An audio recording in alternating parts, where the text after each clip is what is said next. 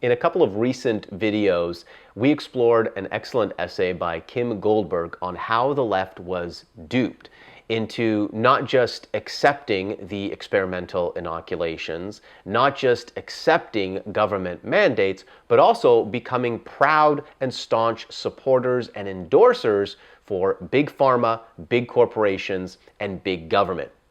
In this video, we're going to look at the global marketing campaign that was designed and developed and employed around the world to make sure that as many people as possible not only bought into the COVID-19 narrative, but also rolled up their sleeves and accepted this experimental inoculation.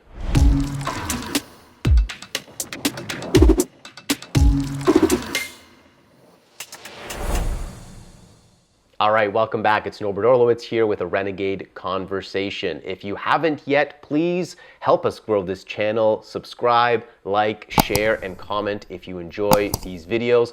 Also, I would recommend you hop on over to the website, renegadeconversation.com, and subscribe with your email address. Over the next few months, we're going to be releasing some controversial videos that I won't be able to publish here on YouTube, obviously. So please stay up to date with my email. We will be publishing videos on Rumble and our secure social platform, liberty.com. As well, we're going to be launching our podcast in the next couple of months as well. So make sure you're subscribed with your email so you don't miss any of those. All right, I'm excited to get into this video because this is a topic that I'm extremely passionate about, and that is marketing.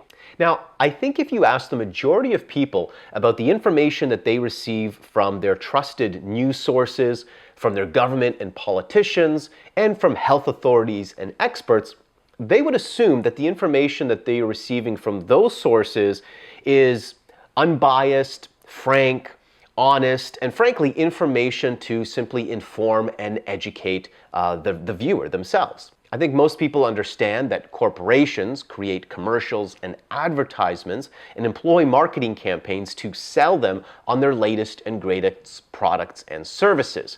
But when it comes to governments and authorities and news stations, I would assume that most people would never think that those trusted authorities, those trusted institutions would employ the same marketing tactics and strategies to influence, to persuade, and to sell people on their story, on taking the action that they want them to take. I'm really curious to know what average normies would think if they realized that their news station, their governments, and their health authorities were actually sales and marketing reps, and we're actually employing marketing tactics and strategies to convince them of their specific narrative. Well, in this video, we're going to open up the marketing campaigns and documents created by government institutions specifically to make sure that as many people as possible rolled up their sleeves and took this experimental inoculation and support the restrictions and mandates that they create.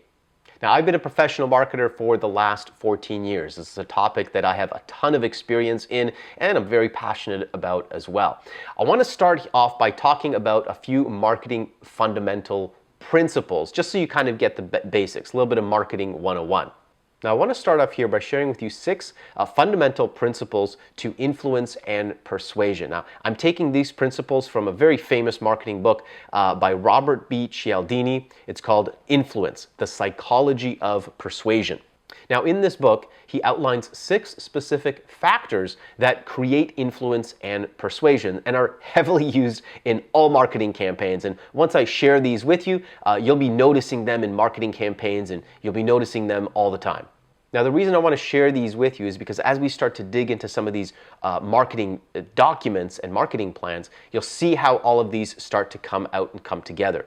Now, the first factor is reciprocity, and it's not really that relevant to the campaigns that we're going to be talking about here, but there is a need that people have, a psychological need that people have, the need to return gifts and favors. Now, you could argue that having the vaccines be completely free to the general public is kind of like a gift or a favor, and so people almost have this need to, oh, well, it's free, so I can't really say no because there's really no reason for me not to, right? So I think some people might be influenced by that, but not a lot of people in this case.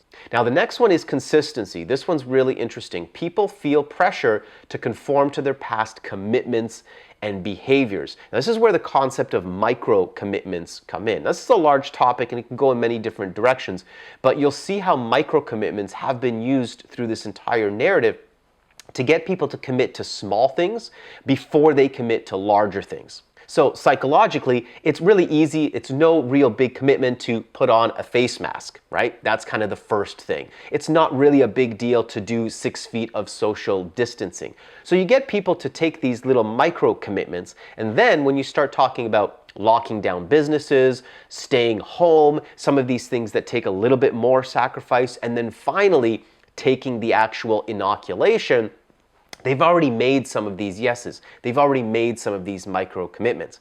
Now, this is a very powerful strategy, and we use this all the time in sales and marketing, and you'll see how it's employed through these marketing campaigns as well. The next one is social proof. This is a huge one. People do what others do. And you're going to see, you've already seen social proof being used very, very widely and very effectively in these global marketing campaigns. The next is liking. People are influenced by those that they like. So you'll see the use of celebrities and endorsements and trusted figures. And that goes into the next one. Indicators of expertise lead to influence. And you'll see this strategy highlighted through the marketing documents as well. And then finally, scarcity and urgency. People are wired to want what is scarce. They're also driven by urgency. Funny fact is that every single time that we've done a product launch in the last 14 years, the majority of our sales, like 50% of our sales, come on the very last day that the cart is open. It's just a human nature. People are driven, are motivated by scarcity and by urgency. And you'll see that pointed out in these marketing documents as well. Now, as a marketer, I will tell you that we have been absolutely blown away. This has been such an educational learning experience to watch these marketing campaigns be employed across the world over the last couple of years. And all of the principles that we've learned and that we employ and that we teach, it's fascinating to see them employed on this global scale and to see them used by news organizations, by politicians, and by health authorities. You know, sources that typically you would think would be giving you unbiased factual information, when in reality, they are specifically using strategic sales and marketing techniques to psychologically influence your behavior. Now, personally, I think most people who aren't aware of this might have a little uneasy feeling when they discover that their news sources, their politicians, their governments, and their health authorities and experts aren't just giving them unbiased information, but are actually employing psychological influence and persuasion techniques. And if you don't believe me, just look at the marketing documents right here. So this is a research paper that was put out by the JAMA Network, Behaviorally Informed Strategies for a National C-19 Vax Promotional Program. So again, it's clear here, they're not just sharing information, they're looking at psychological and behavioral strategies to inform behavior. Now, this document is from December 14th, 2020, so quite early on. And what was interesting here is that they noted that only 51% of Americans indicated that they were definitely or probably willing to get the jab, where 25% and 24%, virtually another 50%, were not really willing or were unlikely to get it. So at that time, and I'll show you another document here that I was able to find, right here, Our World in Data, Attitudes to COVID-19 Vaccinations. What was interesting here for me to see, and I'm looking at Canada here, right here, if you look at December 15th, 2020, you will notice here that Canada, 49% were not jabbed and were willing to get it. And then a full 50%, okay, 20%, 19.8% were not jabbed and uncertain if they were willing to get it. And another 31% were not willing to get it. Okay, so a total of 50% were uncertain or unwilling. This was back in December 15th, 2020. So you can see what they were dealing with. 50% of the population weren't very eager to get this thing. And you can see how much this has drastically changed over this time frame, about a year and a half there. It was 2 years. December 15th, 2020, look at this in Canada. Now what's interesting, look how low, look how high the uptake rate is, and look how low the not willing rate is. Now, this is also because there's a percentage in here who were forced, who were coerced through the mandates. So there's 12% who are 12 and once, like 13, 14% who aren't jabbed. But then you have another, probably about 10 to 20% who were coerced. They didn't necessarily want to get it, but they got it because they want to travel, or they need their job, or whatever. And what's interesting is when we'll look at these different motivations in the marketing campaigns. Now, because they were aware of this unwillingness, 50% of the population were really unwilling to get this thing, they needed to develop some marketing strategies. Now, in this document, they suggest 5 specific strategies, and you can review those on your own. They're very similar to the other strategies that I'm going to be looking at in more detailed documents. One of the big frameworks that all of these organizations and government institutions have based their marketing campaigns on is this behavioral and social drivers BeSD framework that was developed by the World Health Organization. So this framework demonstrates that these following drivers are associated with the uptake of the C19 jab. Number one, most important here, is thinking and feeling. So the perceived risk that's inherent with the disease and the confidence that they would have with the jab. The benefits, the safety, and the trust. The next most important here is the social processes, so the social norms. This is where social proof comes in. Once those things are established, the next step is then creating that motivation and that intention to actually get the recommended jabs. After that, you deal with the practical issues. So this really speaks to marketing 101 principles, that you first need to get at the emotions, the thoughts and the feelings of the individual. A common saying among salespeople is that facts tell and stories sell. Stories get at the emotion, they get at the heart, and stories are what sell. And what selling means is basically that you're getting the person to buy into your story. That's what selling is really all about. Once you've captured their emotion, 90% of your job is done, and then you can just deal with the facts and the practical issues. Now, in this document created by the RAND Corporation, identifying strategies to boost CV19 acceptance in the USA, what I want to point out in this document is the 3 tiers of recommendations. The idea here is that these recommendations should help policymakers and public health officials develop and deploy an effective C19 jab acceptance boosting toolkit aimed at addressing the root causes of hesitancy among different populations. Now, what's interesting here, Tier 1 recommendations are strongly supported by the data. Basically, they're the most accepted. They have the best chance of working the most effectively. Tier 2 are moderately supported by the analysis, which means that there's a good chance that they'll work in most groups. Tier 3 recommendations may or may not be supported by the environmental scan and social media analysis, which means these are least likely to work. These are kind of like your last ditch effort. What was interesting here that I discovered was the Tier 1 strategies are things like increasing awareness, knowledge, and dissemination of information, communicate effectively through personal narrative, personal stories sell, about the why for getting the jab, improving convenient access, engaging influential leaders to promote jabs, target specific populations. Pretty common, we saw these used very heavily. Tier 2 strategies are promoting convenience, so expanding the access to being able to get it, quickly and easily. Boosting confidence by combating different conspiracy theories or misinformation and disinformation. So what's interesting to see is in most countries, you had about 50 to 60% uptake with these Tier 1 and Tier 2 countries, specifically here in Canada. And they kind of halted and weren't able to get any further. And you could see the desperation in the government and in the corporations to continue to get more people to uptake. So this is where they start getting into the mandates. Consider legislation mandating jabs in various settings. Example, places of employment. Make access to valued settings conditional on your jab status. And finally, financial incentives like lottery and prizes. So we all saw how the governments and the institutions got a little bit desperate when they started doing the lotteries and they started putting out the mandates. Now, they did work, obviously, because you're going to coerce and you're going to force some people to take it. They don't want to take it, but they want to keep their job. They want to be able to travel. They want to be able to live a social life.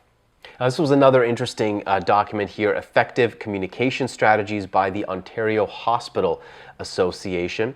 Now, I'll put links to all these documents down below so you can read through them for your own information, education, and entertainment. But I'll just highlight some of these things here. You'll see elements and principles of trust and credibility being the main ones here, right?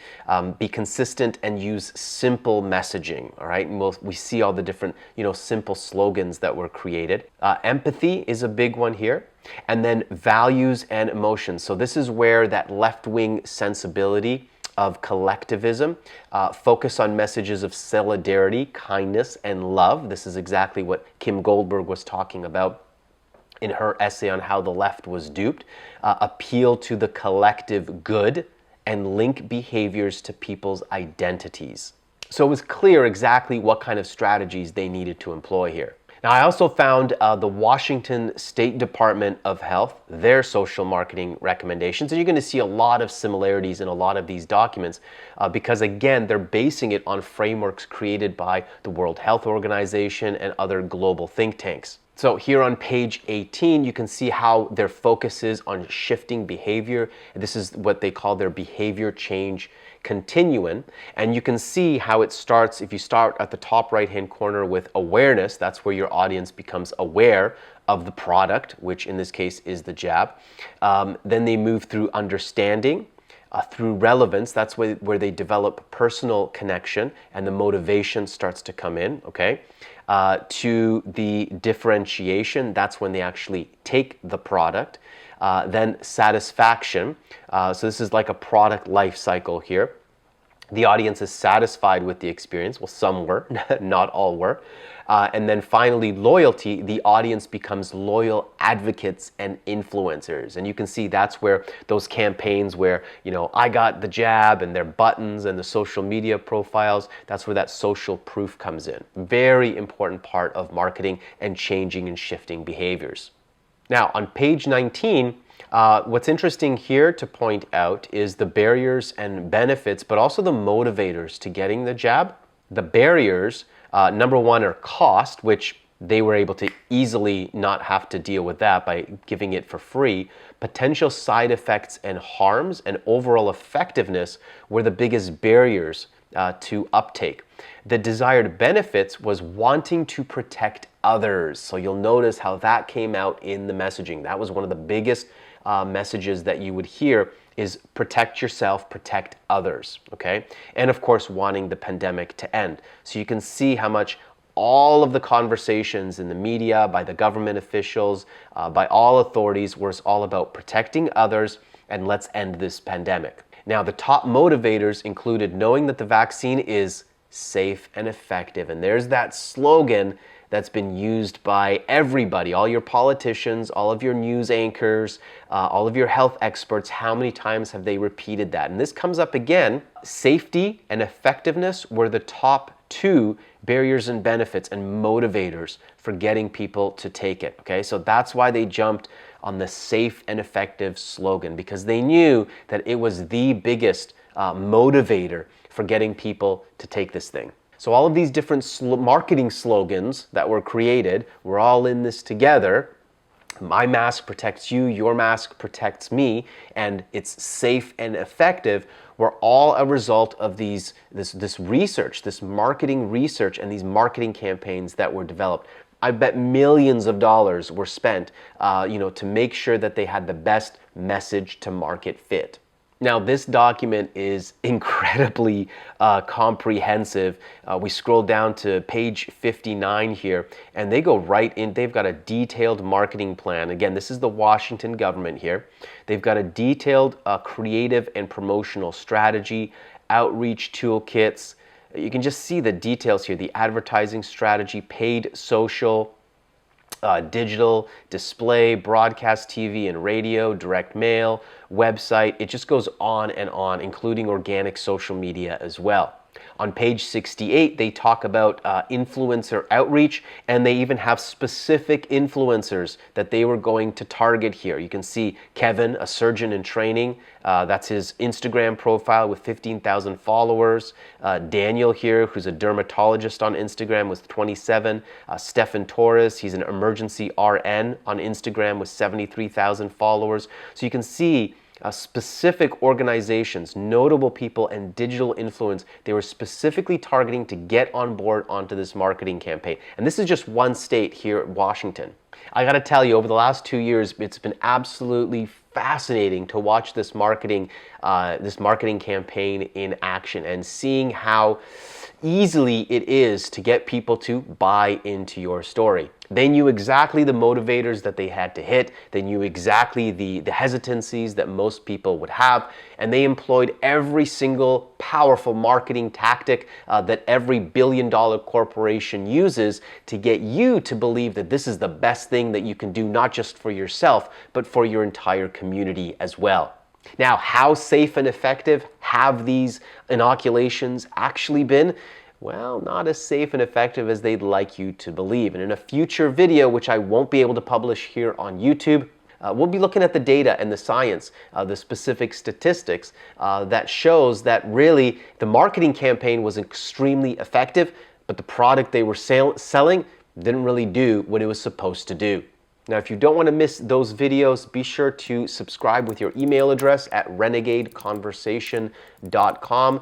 I don't send a ton of emails, but subscribe with your email there, and you'll make sure not to miss out on future videos that might be a little controversial, future videos that I'll be publishing on Rumble and Liberty, and as well when we launch the podcast. All right, if you're enjoying these videos, make sure to subscribe, like, and share. I really appreciate hearing your comments as well. So please share your thoughts in the comments below, and we'll see you in another conversation.